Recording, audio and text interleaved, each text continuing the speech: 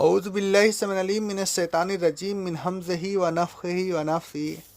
سورہ بقرہ کی آیت نمبر 118 سے لے کر کے 120 تک اللہ رب العالمین فرماتا ہے، اور اے رسول صلی اللہ علیہ وسلم، بے علم لوگ کہتے ہیں کہ اللہ ہم سے بات کیوں نہیں کرتا، یا ہمارے پاس کوئی نشانی کیوں نہیں آتی کہ جس کو دیکھ کر ہم سمجھ جائیں کہ واقعی یہ اللہ کے رسول ہیں۔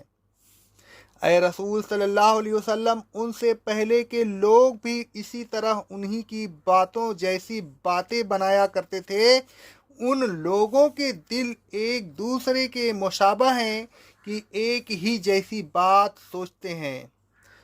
ہم نے اپنی آیات کو یقین کرنے والوں کے لیے اچھی طرح بیان کر دیا ہے، اور اے رسول صلی اللہ علیہ وسلم، ہم نے آپ کو حق کے ساتھ خوشخبری سنانے والا اور عذاب الہی سے ڈرانے والا بنا کر بھیجا ہے۔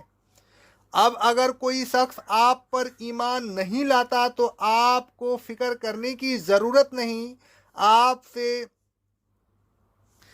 دوزخیوں کے متعلق کوئی باز پرس نہیں ہوگی۔ اور اے رسول صلی اللہ علیہ وسلم، یہ خیال نہ کیجئے کہ کوئی نشانی دیکھ کر یہود و نصارہ آپ سے خوش ہو جائیں گے۔ نہیں، یہود اور نصارہ آپ سے ہرگز خوش نہیں ہوں گے جب تک آپ ان کے مذہب کی پیروی نہ کریں۔ یہ سمجھتے ہیں کہ ہدایت ان کے پاس ہے۔ آپ کہہ دیجئے کہ اللہ کی ہدایت ہی در حقیقت ہدایت ہے، اور اے رسول صلی اللہ علیہ وسلم، اگر آپ نے علم آنے کے بعد ان کی خواہشات کی پیروی کی تو آپ کے لیے اللہ سے بچانے والا کوئی دوست ہوگا اور نہ کوئی مددگار۔ کفار مکہ کے پاس نہ کوئی آسمانی کتاب تھی، نہ علم ہی سے بہرہ ور تھے کہ اس کے ذریعہ انہیں معلوم ہوتا کہ اللہ تبارک و تعالی انسانوں میں سے نبیوں کے علاوہ کسی سے بات نہیں کرتا۔ لہذا ایک دن وہ کہنے لگے کہ اللہ تعالی ہم سے براہ راست کیوں نہیں بات کرتا، تاکہ ہم اس کی باتیں سن کر ایمان لے آئیں، اس کے احکام اسی سے سنیں اور پھر عمل کریں۔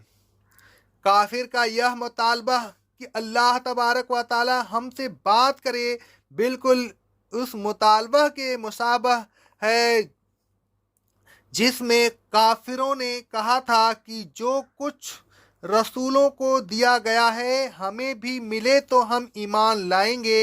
اللہ تبارک و تعالی فرماتا ہے سورہ انعام کی آیت نمبر 124 میں، جب ان لوگوں کے پاس کوئی آیت آتی ہے تو کہتے ہیں ہم ہرگز ایمان نہیں لائیں گے جب تک ہمیں بھی وہی چیز نہ ملے جو رسول صلی اللہ علیہ وسلم کو ملی ہے۔ انہیں خبردار ہو جانا چاہیے کہ رسالت ہر ایک کو نہیں ملتی، اور یہ اللہ ہی خوب جانتا ہے کہ کس کو اپنی رسالت سے سرفراز فرمائے۔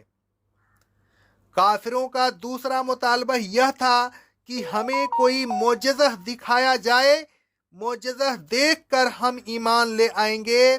معجزہ کے مطالبہ کو وہ بار بار دہراتے رہتے تھے۔ اللہ تبارک و تعالی فرماتا ہے سورہ انعام کی آیت نمبر 37 میں، کافر کہتے ہیں کہ ان پر ان کے رب کی طرف سے کوئی معجزہ کیوں نہیں نازل ہوتا۔ اے رسول صلی اللہ علیہ وسلم، آپ کہہ دیجئے کہ بے شک اللہ معجزہ نازل کرنے پر قادر ہے، لیکن اکثر لوگ نہیں جانتے کہ وہ کیوں تاخیر کر رہا ہے۔ سورہ یونس کی آیت نمبر 20 میں اللہ رب العالمین فرماتا ہے، کافر کہتے ہیں کہ ان پر ان کے رب کی طرف سے کوئی معجزہ کیوں نہیں نازل ہوتا۔ آپ کہہ دیجئے کہ ضرور نازل ہوگا، لیکن کب نازل ہوگا یہ غیب کی باتیں ہیں، مجھے غیب کا علم نہیں ہے، غیب کا علم تو صرف اللہ کو ہے، وہی جانتا ہے کہ معجزہ کب نازل ہوگا۔ तुम भी इंतज़ार करते रहो, मैं भी तुम्हारे साथ इंतज़ार कर रहा हूँ। अल्लाह तबारक व ताला ने उन दोनों मुतालबों के सिलसिला में फरमाया कि पहली उम्मतें भी इसी किस्म की लायानी मुतालबा करती रही हैं। मसलन बनी इसराइल ने कहा था, सूरह निसा की आयत नंबर 153 में अल्लाह रब्बुल आलमीन फरमाता है, ऐ मूसा हमें अल्लाह ताला को एलानिया दिखा दीजिए। उसके बाद अल्लाह ताला ने फरमाया, उन लोगों के दिल गुज़िश्ता लोगों के दिलों के मुशाबह हैं जो ख्यालात व इनकारात करते थे, वही उनके हैं। ईमान न लाने के लिए जिस किस्म के हिले वह करते थे, यह भी उसी किस्म के हिले करते हैं। हालांकि ईमान लाने के लिए तो कुरान मजीद की वाज़ेह आयात खुद मोजज़ा है, किसी दूसरे मोजज़े की ज़रूरत ही नहीं। कद बय्यनल आयात लिक़ौम युक़िनून, हमने उन्हें यकीन करने वालों के लिए वजाहत के साथ बयान कर दिया है। यकीन करने वाले उन आयात में बयान करदा अमसाल व अहकाम की हिकमतों को बखूबी समझ सकते हैं। जो लोग कुरान मजीद की आयात सुनकर ईमान नहीं लाते, उनसे कब तवक्को हो सकती है कि वह किसी दूसरे मोजज़े को देखकर ईमान ले आएंगे। अल्लाह तबारक व ताला फरमाता है सूरह अनआम की आयत नंबर 25 इसमें और सूरह आराफ की आयत नंबर 146 में, अगर यह तमाम मोजज़े भी देख लें तब भी ईमान नहीं लाएंगे। बनी इसराइल को कितने मोजज़े दिखाए गए थे, लेकिन सही मानों में वह फिर भी ईमान नहीं लाए। अल्लाह तबारक व ताला फरमाता है सूरह बकरा की आयत नंबर 211 में, ऐ रसूल सल्लल्लाहु अलैहि वसल्लम बनी इसराइल से पूछिए, हमने उनको कितनी खुली निशानियां दिखाई थी, लेकिन उन्होंने फिर भी हिदायत को गुमराही से बदल दिया। और जिस शख्स के पास अल्लाह की नेमत आ जाए फिर वह उसको बदल दे तो बेशक अल्लाह सख्त अजाब देने वाला है।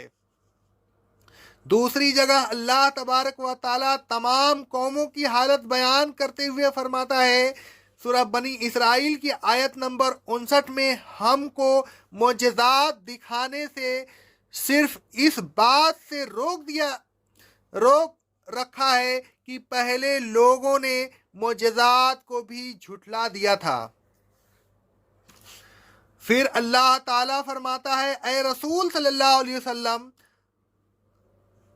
आप घबराएं नहीं, यह कोई नई बात नहीं है। उनसे पहले जो लोग गुजरे हैं वह भी ऐसे ही मुतालबे किया करते थे।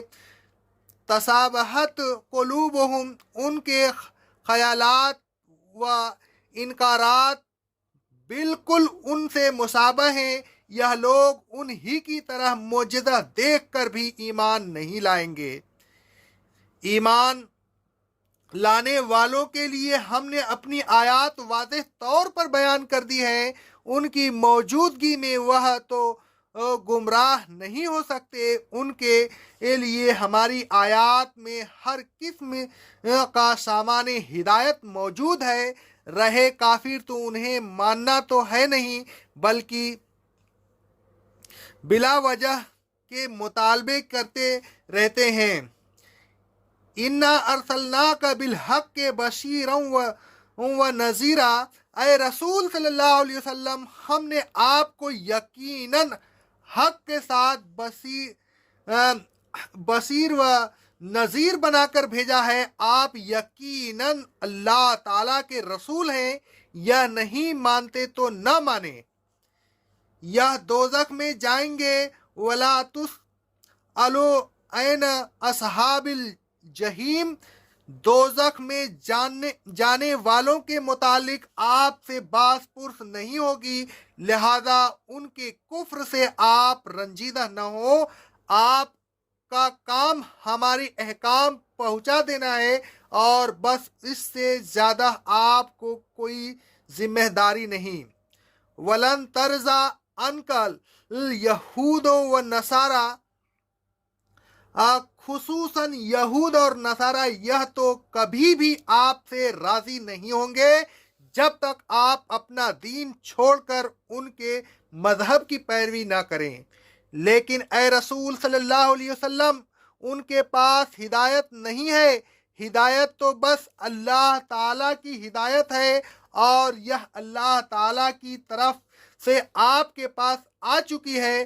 آپ کو اللہ تعالیٰ کی ہدایت کا پوری طرح علم ہو چکا ہے، لہذا اب آپ ان کو راضی کرنے کے لیے ان کے مذہب کی پیروی نہیں کر سکتے، اور اگر بالفرض محال ان کو خوش کرنے کے لیے آپ ان کی خواہشات پر چلنے لگے تو پھر مالکا من اللہ من ولی ولا نصیر، آپ کے لیے اللہ تعالیٰ کے عذاب سے بچانے والا نہ کوئی دوست ہوگا اور نہ کوئی مددگار۔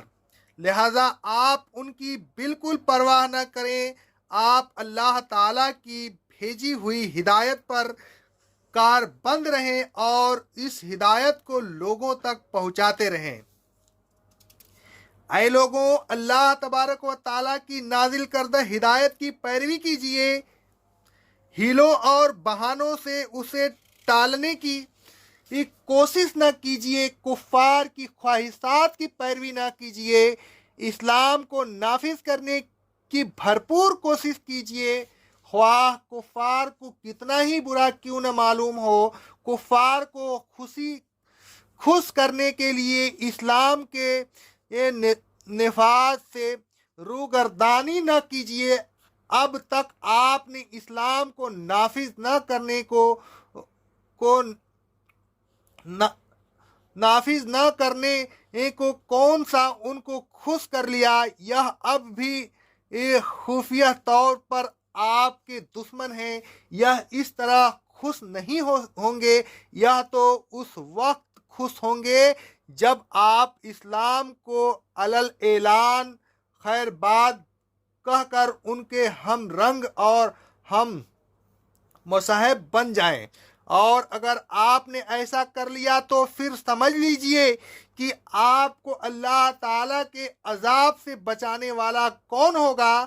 اللہ تعالیٰ سے ڈریے اور اسلام میں پورے کے پورے داخل ہو جائیے۔ اسلام کو اپنی ذات پر، اپنے اہل و عیال پر، اپنے احباب پر، اپنے ملک میں بلکہ تمام دنیا میں نافذ کیجیے، اور اس کے لیے خطر خواہ کوشش کیجیے۔ اللہ تبارک و تعالیٰ فرماتا ہے سورہ حج کی آیت نمبر 78 میں، اللہ تعالیٰ کے راستہ میں جہاد کرو جیسا کہ جہاد کرنے کا حق ہے۔